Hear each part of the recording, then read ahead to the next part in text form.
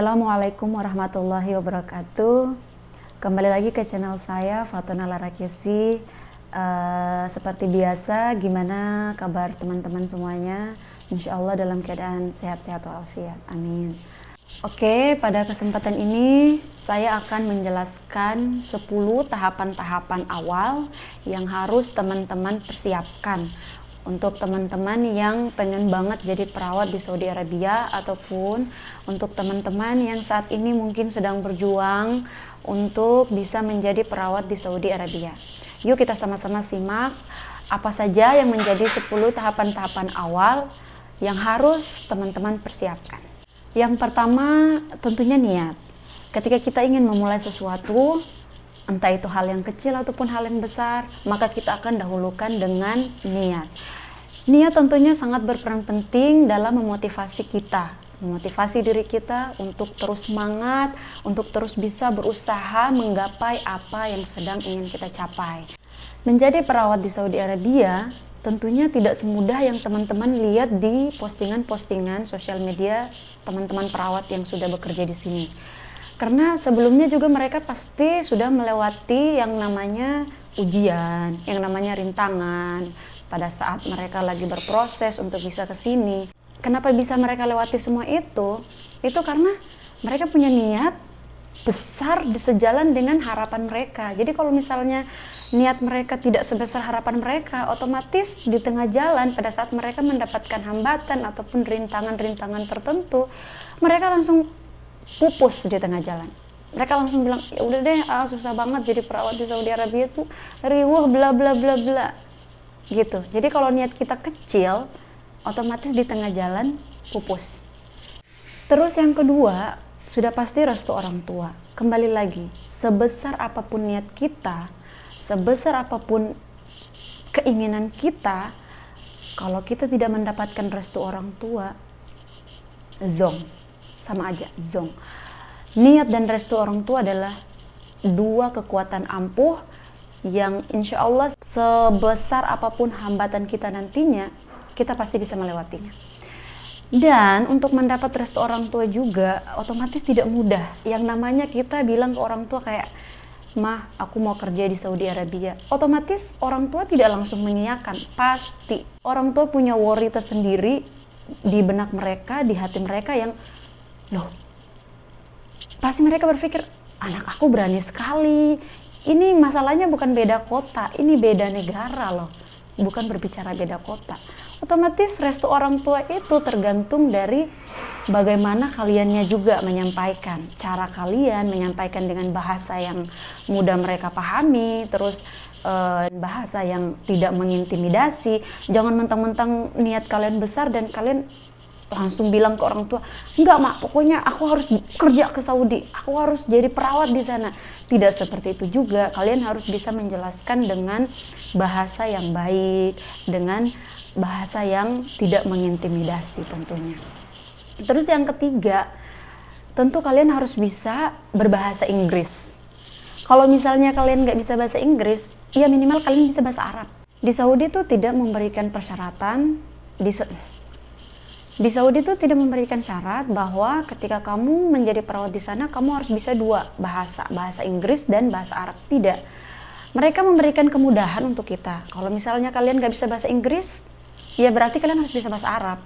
Kalau misalnya kalian nggak bisa bahasa Arab, ya kalian harus bisa bahasa Inggris. Namanya kita bekerja di luar negeri, sudah pasti kalian tuh dituntut harus bisa berbahasa Inggris.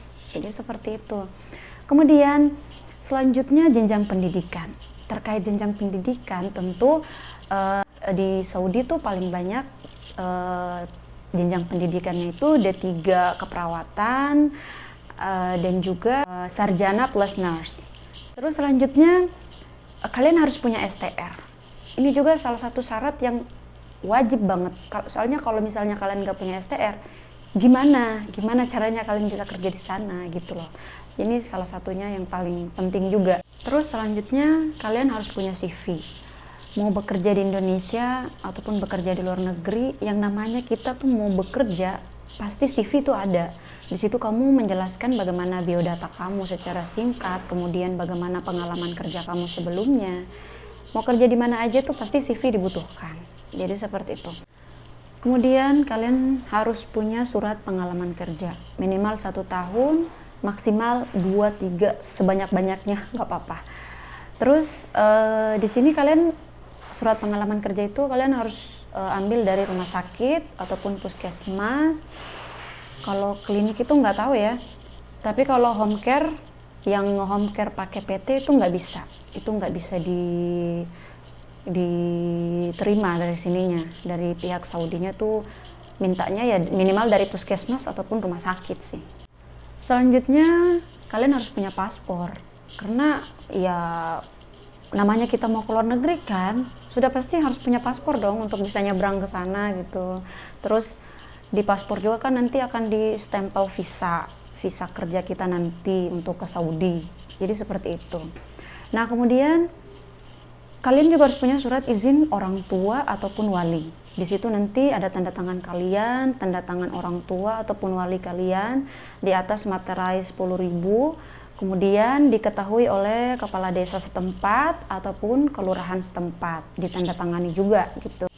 Nah, tahapan yang terakhir, kalian harus jeli untuk memilih agen penyalur resmi. Jadi banyak banget yang mengatasnamakan agen-agen penyalur resmi padahal tipu-tipu. Jadi kalian harus cross check dulu nih agen penyalurnya gitu. Kalau misalnya dia punya halaman, terus kamu lihat, oh iya ini ada halamannya, ada postingan-postingannya, kalau dia sedang ngirim perawat bla bla bla, terus kamu boleh inbox pihak PT-nya itu buat minta surat legalnya gitu, surat legal atau surat izinnya gitulah.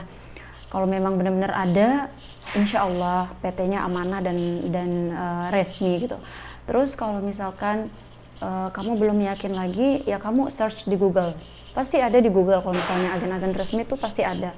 Terus kamu cek, kamu lihat kantornya, alamatnya, nomor teleponnya dan lain sebagainya. Kamu cross check semuanya. Jadi soalnya yang namanya kita keluar negeri tuh kita harus benar-benar hati-hati, entah dari jalur agen, kebanyakan sih itu dari agen penyalurnya juga. Kadang tuh ada yang mengatasnamakan tapi tadi tipu-tipu, jadi seperti itu. Terus kalau misalnya teman-teman tanya, jadi cuman gitu doang, nggak ada ujian-ujiannya lagi atau nggak ada kayak di Indonesia tuh harus ukom dulu? Ada, di Saudi juga ada yang namanya ujian lisensi, ada. Nanti saya akan bahas di video selanjutnya, oke? Mungkin cukup sekian video kali ini. Semoga bisa membuka pikiran teman-teman, bisa menambah sedikit pengetahuan lagi tentang bagaimana atau apa yang harus teman-teman persiapkan untuk bisa menjadi perawat di Saudi Arabia gitu. Terima kasih. Jangan lupa dukung channel saya dengan cara subscribe. Assalamualaikum warahmatullahi wabarakatuh.